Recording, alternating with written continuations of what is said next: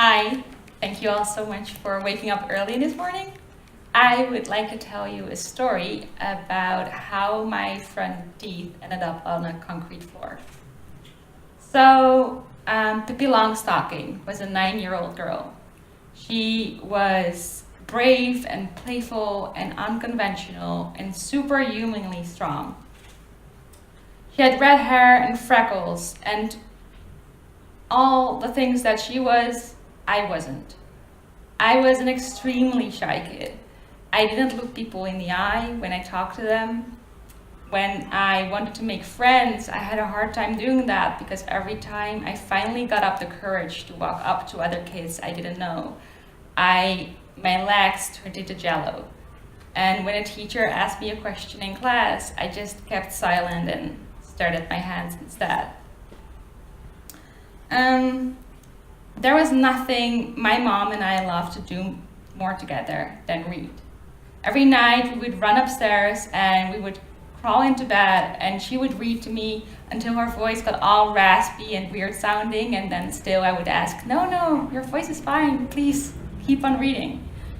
And our favorite book was Pippi Longstocking, which was about a Swedish girl, and she lived in her own house that she called Villa Kula. And she lived there not with her parents, but with a horse and a monkey. Wait, I've got a picture to show you.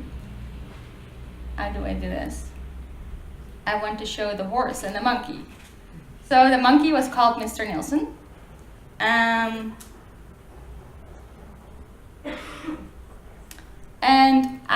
one night I thought, shit, my life would be very different if I was just like Pippi Longstocking.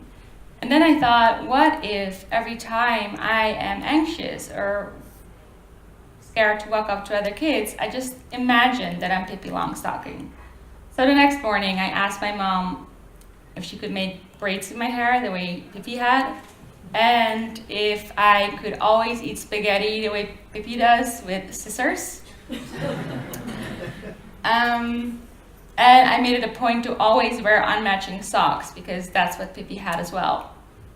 And of course, I was still the same girl. I was still the same shy girl, but somehow those things made me believe in myself and gave me enough courage and confidence to walk up to the kids and to answer the questions in class. So one night, my mom was telling me a story, reading me a story about Pippi.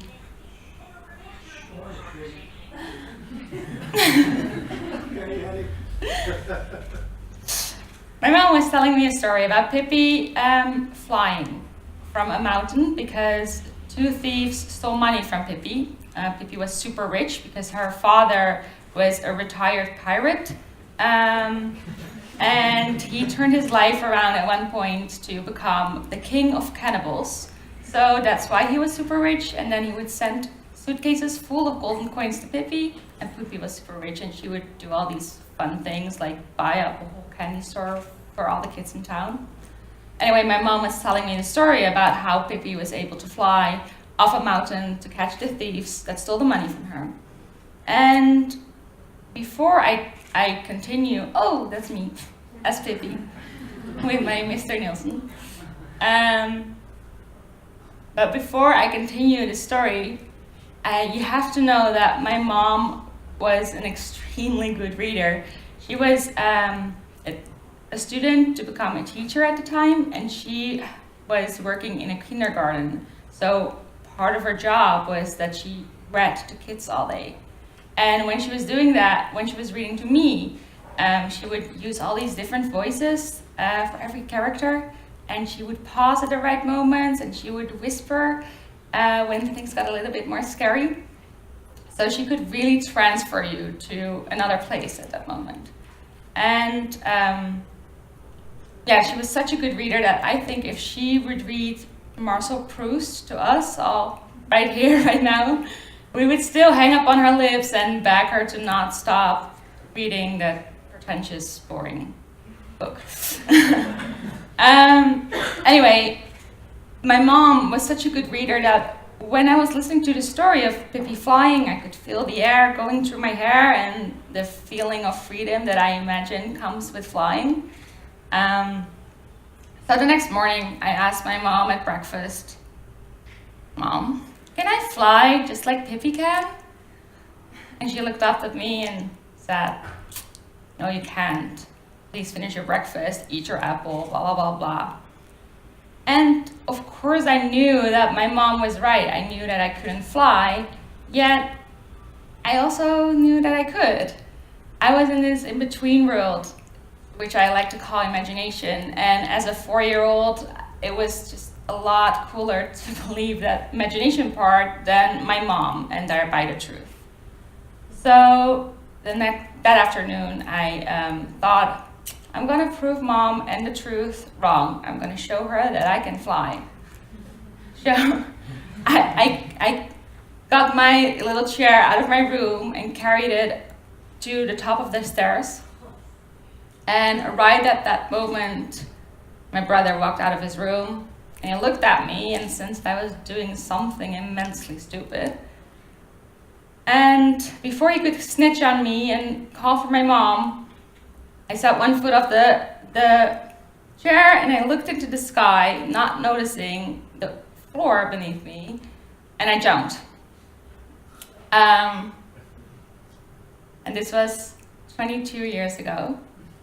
And in those 22 years, I learned 2 things to be true. The first thing is, never believe everything that you read.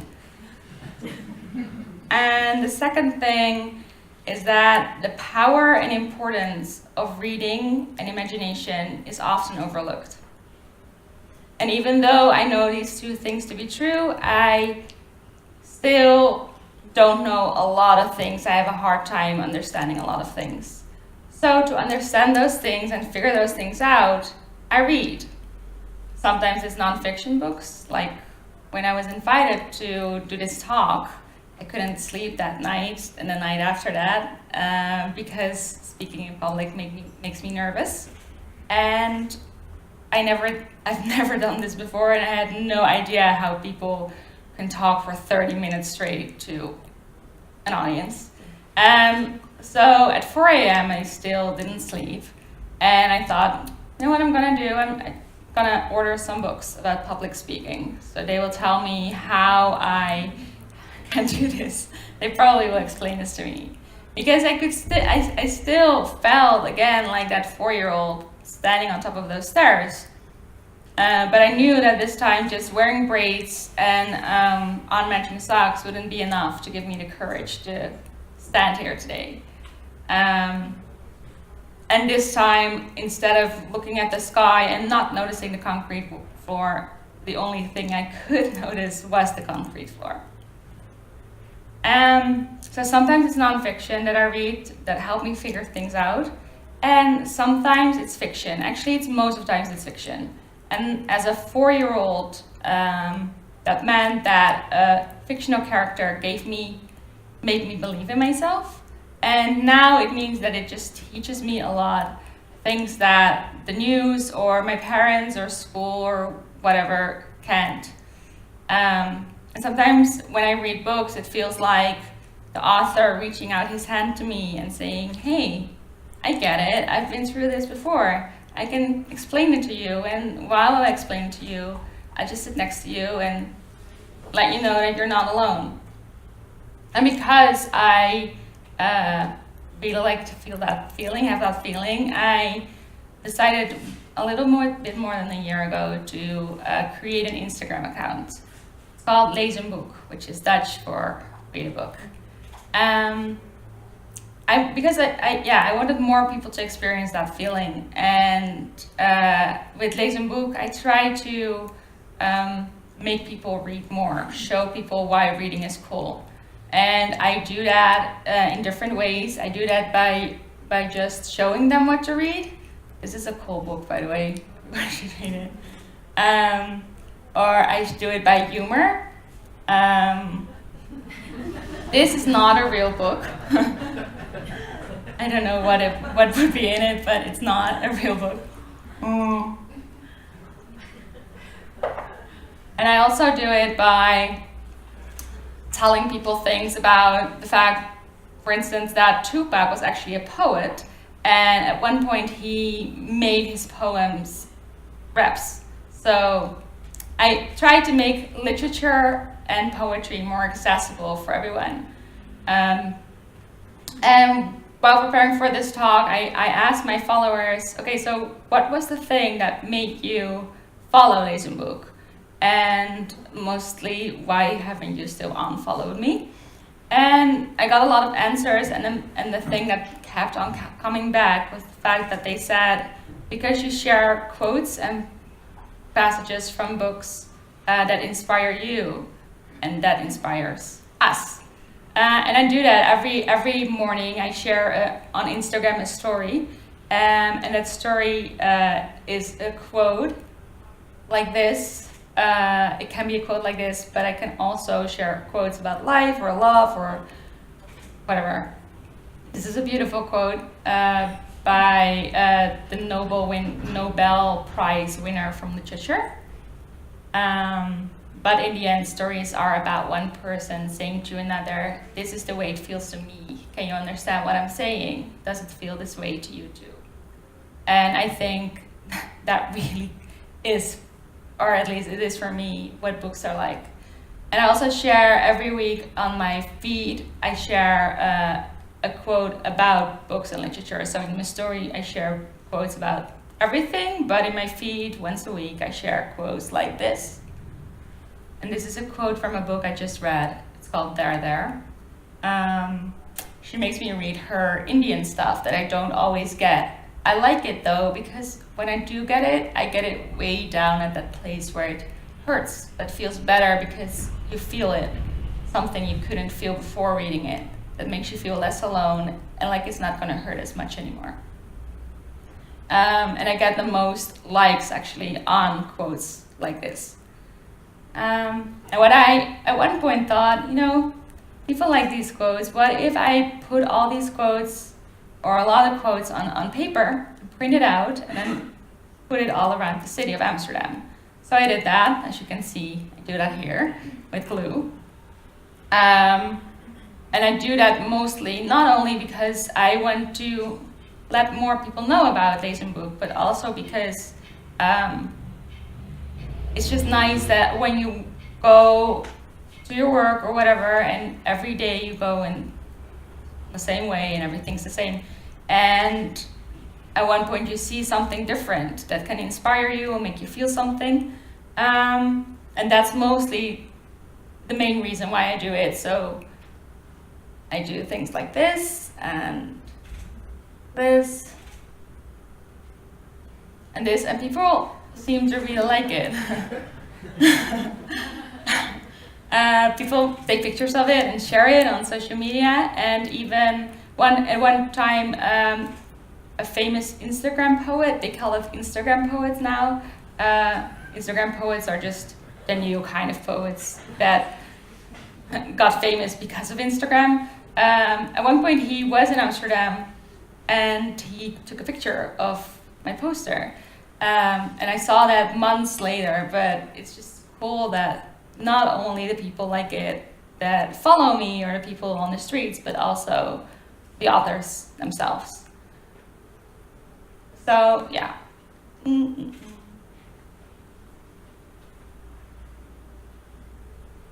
Let's see what I wanted to tell right now.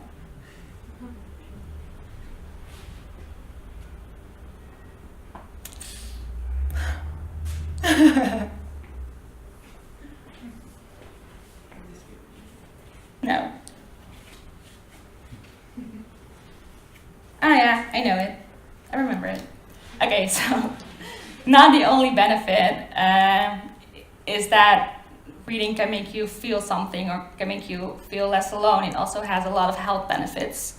For instance, it can lower your blood pressure, and it can give you more knowledge, make you more intelligent, and it can prevent memory loss. And the coolest thing, I think, is that if you only read for 6 minutes, your stress level will be reduced by 68%.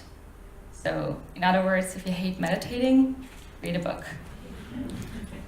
But the best benefit, I think, of reading is that by reading we will develop our imagination, which means that we will also increase our empathy levels. And neuroscientists actually found out that when you read fiction, you will get this immediate boost of empathy. And when I was in school, I studied journalism and creative writing, which means that I had to write a lot. And I worried that my stories weren't believable enough. I didn't write about magic or about a war going on somewhere in a galaxy far, far away, but still, this worried me. So at one point, I went up to my professor and I said, "This is my worry, can you please help me?" And she sat me down and she said, "Okay, so Charlie, listen, don't worry about the believability of your stories. The reader will believe everything you want them to. The only thing that you have to make sure is that you create a character with which the reader can empathize. They have to see and recognize something of themselves in the characters." And that's true, because we do believe everything that writers want us to believe. We believe that there's a white-haired girl flying around on her dragons, trying to conquer the world, and we mourn the death of a house elf, of a young wizard.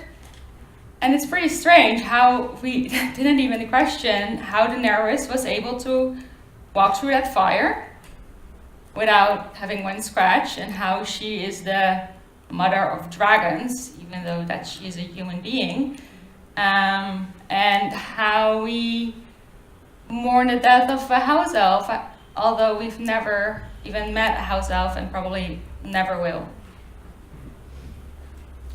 And that is because of our imagination. Once a story resembles something of the true, no matter how strange that story is, we will believe it.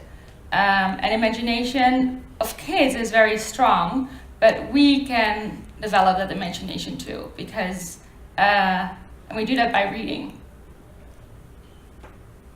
And neuroscientists even believe, or researchers even believe, that empathy, we are hardwired for empathy, and that empathy is the glue that holds society together. And of course, when you watch movies or TV, you can feel something, but it's not the same thing as reading a book. Your brain doesn't react the same way as when you read a book. TV and watching movies is more like a non-thinking activity. And for instance, if you read Harry Potter, you are him, you are in his head, and you see everything through his eyes, you experience the same things, you feel the same things. Yet when we watch the movies of Harry Potter, we still feel something, we can still hate Voldemort or be sad or scared or whatever, but we sit in the cinema, we watch it through our eyes. We don't see it through the eyes of Harry as we do when we watch the movie. And that's the biggest difference. When we read the book, we are Harry Potter. When we watch the movie, we are still us. And the difference between that is that when we read, we empathize with Harry. But when we watch the movie, we sympathize with him. And a lot of people they know that there's a difference between different empathy and sympathy, but if you ask them, can you please explain it to me? They don't know the real difference. So if you try, let's for instance say that you walk down the street and you're in a hurry, and at one point you hear a scream for help, and you go over there even though your bus is going to come in 3 minutes, and you go over where the scream for help comes from, and at one point you see a hole in the road, and you look down and you see a man that is laying in that hole, and the man says to you, "Hey, I fell, I'm really hurt, and I'm very scared because it's super dark here." Empathy is grabbing a ladder and going down that hole and sitting next to the man and saying, yeah, you're right, it's pretty scary here, but I know what it's like down here, and you're not alone. Forget that for a moment. Again, imagine that you're walking down the street. Again, you're in a hurry, your bus is almost gonna come, and you hear the scream for help again. And even though you're in a hurry, you're gonna go over because you're curious. And you look down in the hole because there's a hole in the road. And you look down, and the man says in the hole, hey, I fell, I'm really scared, I'm hurt, and I think there are rats down here, but I can't clearly see. So, I don't know what to do. I don't know how to get out of here. And sympathy is looking down and saying, I see, man, it's very dark there, and you're right, I think it's a rat next to you, but you know what, I am in a hurry, and my bus is almost gonna come, I really have to go, so I'm sure you figure it out, good luck. And then go. So empathy is feeling and connecting with someone else, and sympathy is understanding that someone is suffering.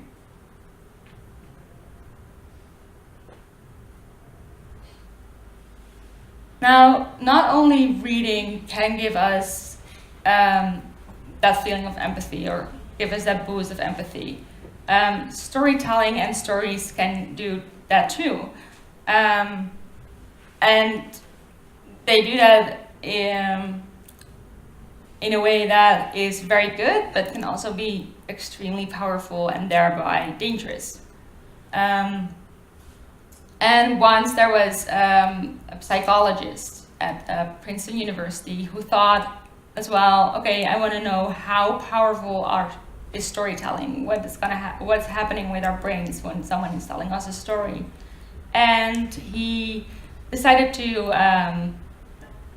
say that to his coworkers, and they were like, yeah, man, I really want to know what's happening to our brains as well. So, okay, let's figure it out. So they did research.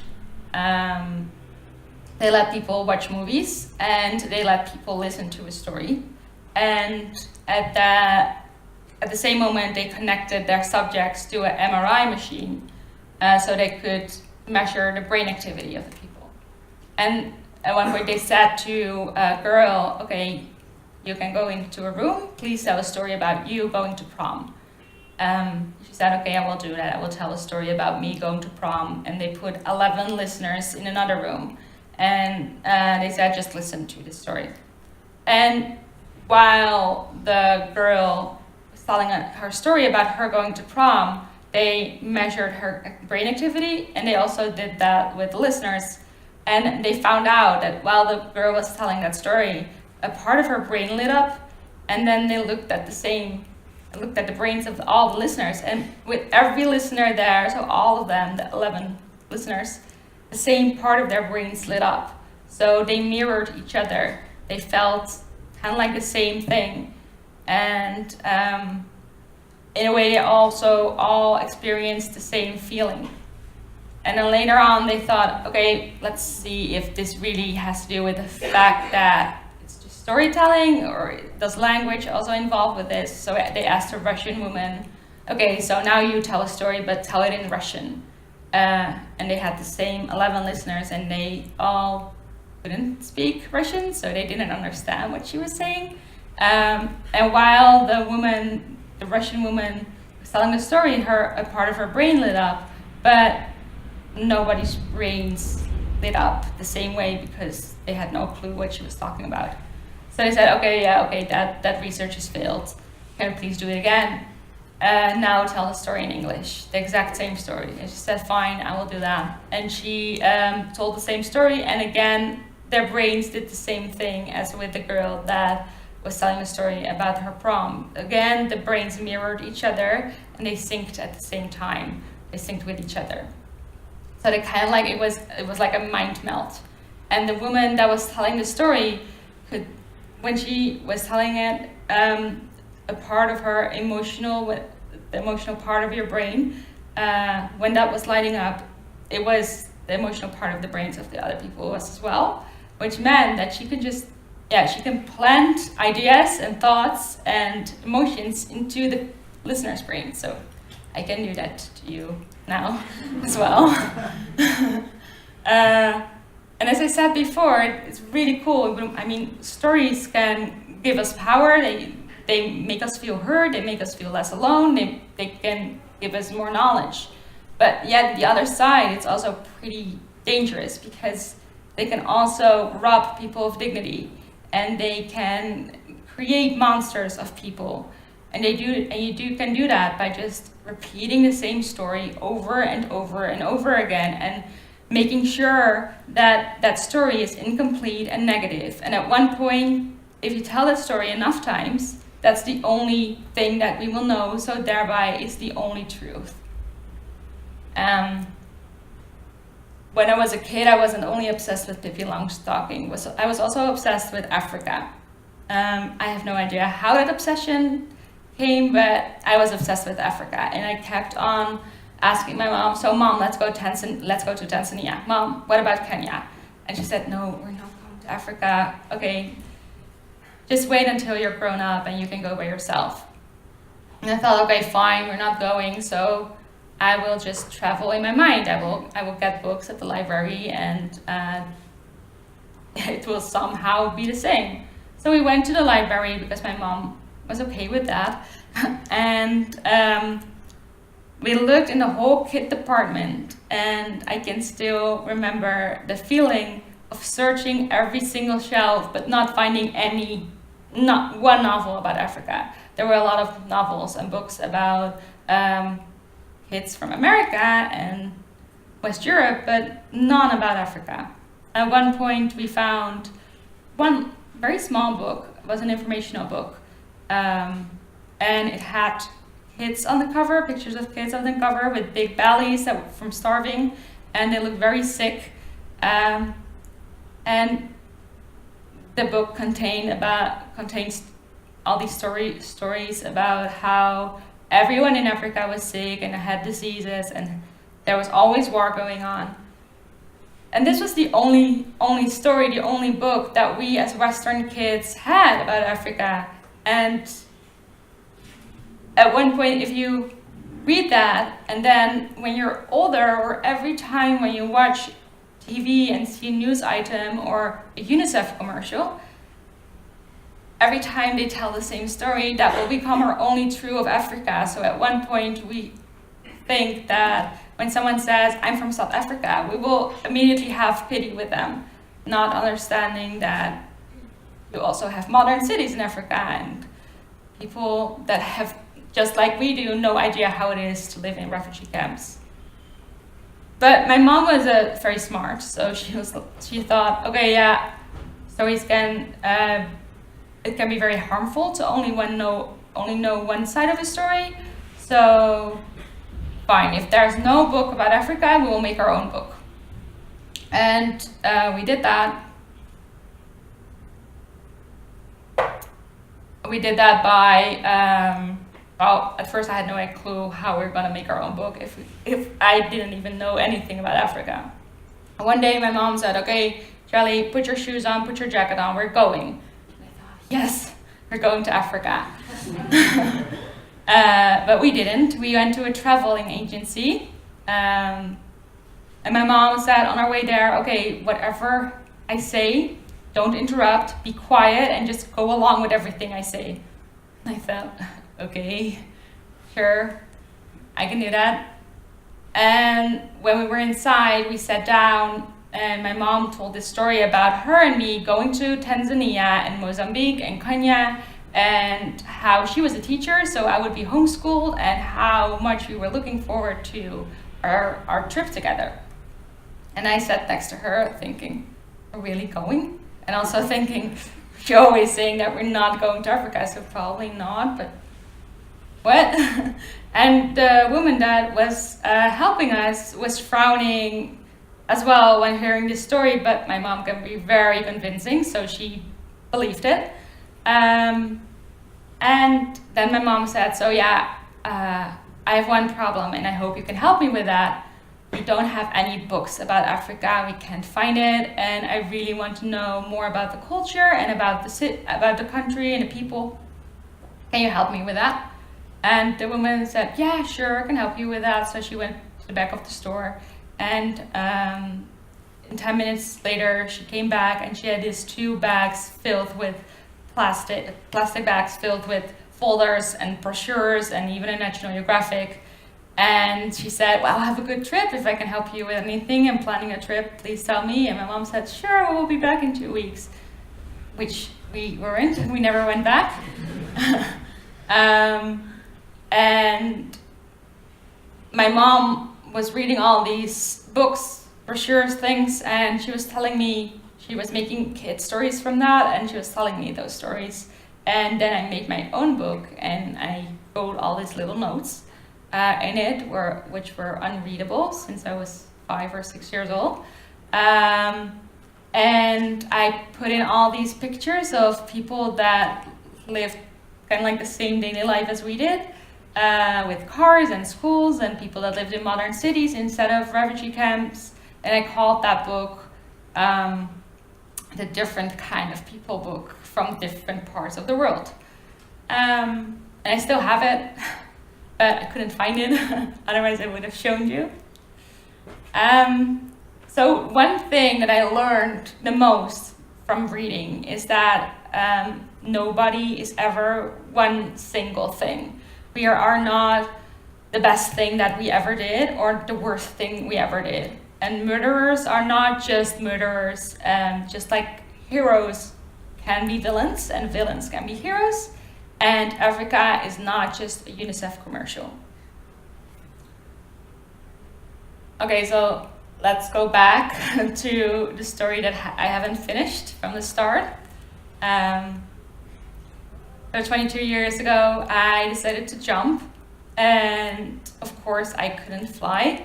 My mom was right, and I landed face first onto a concrete floor. And miraculously, the only thing that got damaged was the root for my front teeth. So every time I now look into the mirror, I see, I can still remember that because I can see that teeth is a little bit crooked and has a different color. But I'm fine with that, I don't really care. And also, I don't care because it reminds me of not only that stupid, reckless decision that I made as a 4-year-old, but also it reminds me of the fact that back then I chose to believe that imagination is sometimes way more powerful than the truth is, and it's also more beautiful and fun. And yeah, that you should all read more and to create that imagination. And because I know that it can be a little bit overwhelming to go into a bookstore without having any clue what you want or even to ask the employees that work there, I thought about all the books that I read this year, and I made a top 3 of books that I think everyone will like, no matter your age, your gender, or profession, or whatever. And the first one is Educated.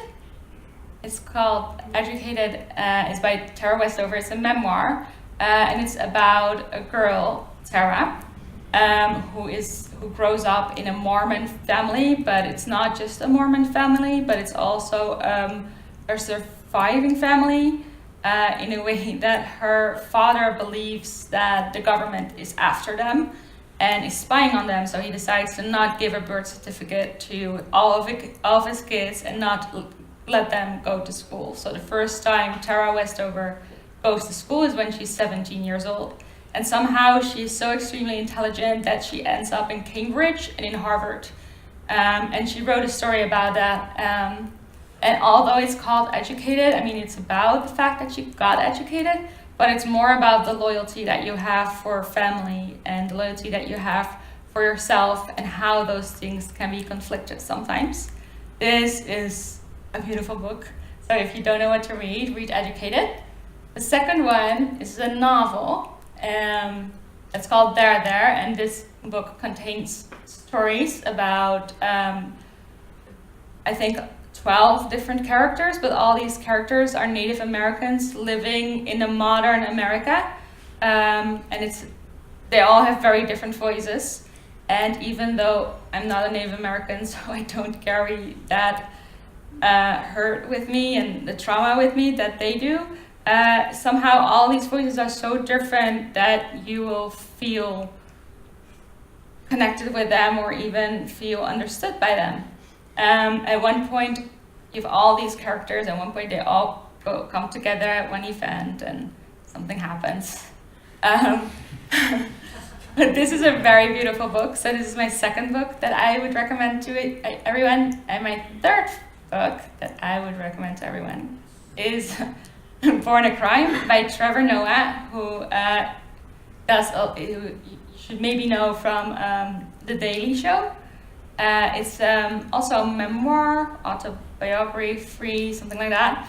And it's about him being actually born as a crime in South Africa, because his mom was black and his dad was white, and he was born in while the apartheid was happening, and that was actually a crime to have a kid with one black person and a white person. And Trevor Noah always thought that he really liked to play inside, that he was a very introverted kid, but he wasn't. It was just that if he would go play outside like the other kids, his mom would go to jail and his life wouldn't be as good as it is now. It's a very beautiful book. I actually listened to the audiobook on Audible, and if you hate reading books but still would like to experience the feelings that I talked about today, just listen to audiobooks. He narrates it himself, Trevor Noah, and it's extremely good. I laughed a lot and cried, and I didn't sleep because I wanted to know more and I wanted to finish the book. So these are the three books that I would like to recommend to all of you: Educated, There There, and Born a Crime. So thank you so much today for listening to me.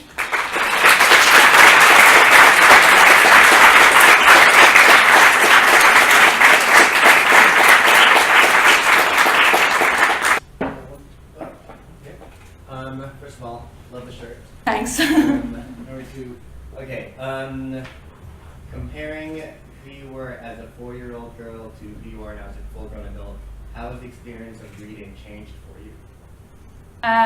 It made me more confident in a way. I mean, that's a pretty hard question actually, because if you're a 4-year-old, of course you're different than when you're a 25-year-old. But I think, it just gave me more knowledge and it made me understand the world around me better. And I can't really compare it to not having read all my whole life. No, I don't mean how it changed you. I mean, how is the experience different now and how compared to how it was before? Reading, I don't really understand the question, sorry. Yeah, like when you read a book now? Yeah. Do you consume a book? Do you experience a story differently than you did when you were a kid? I think it's still kind of like the same.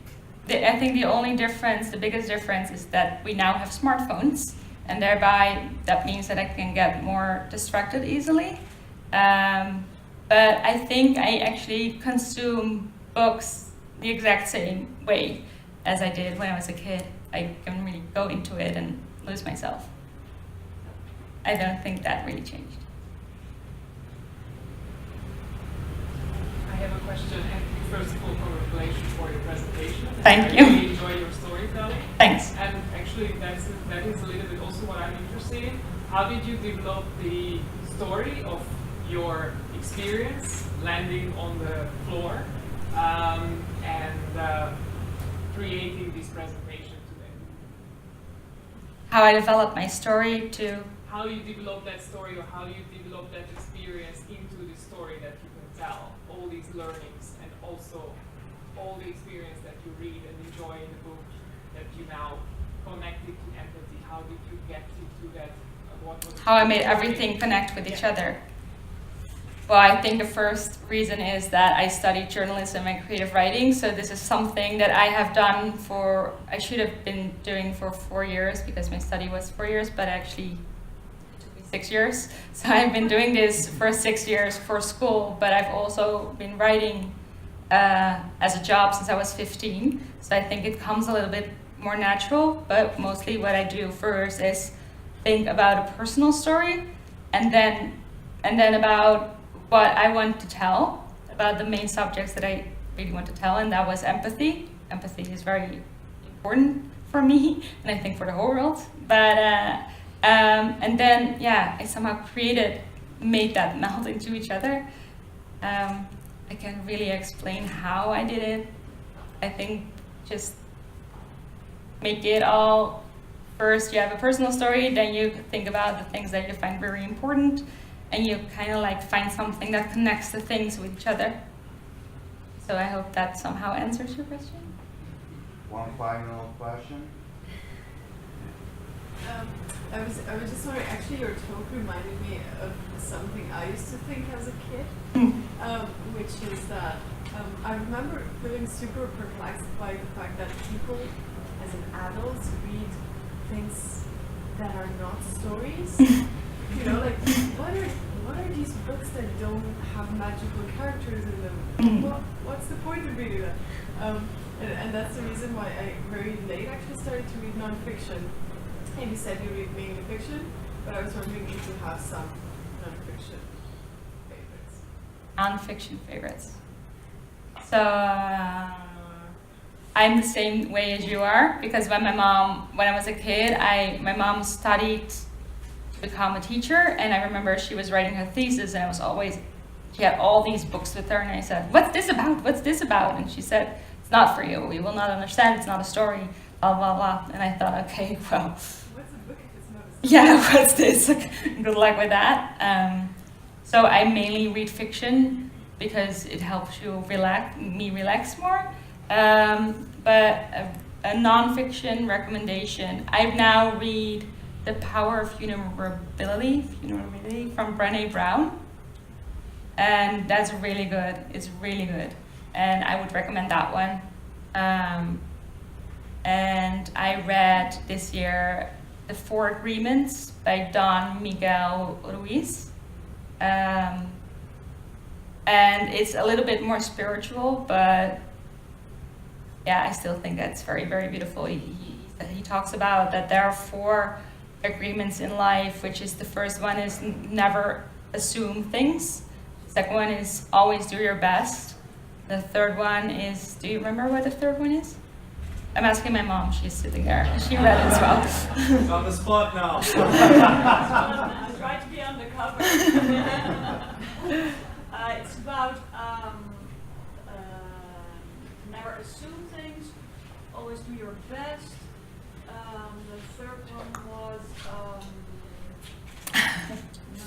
2 very important Yeah. third and fourth ones. I'm going to look them up, okay? Yeah, but I think something else. I think it's a very, very beautiful book, so I would recommend these 2. Non-fiction books. Brené Brown, it's non-fiction, but she writes it in a way that it's so much fun to read it. So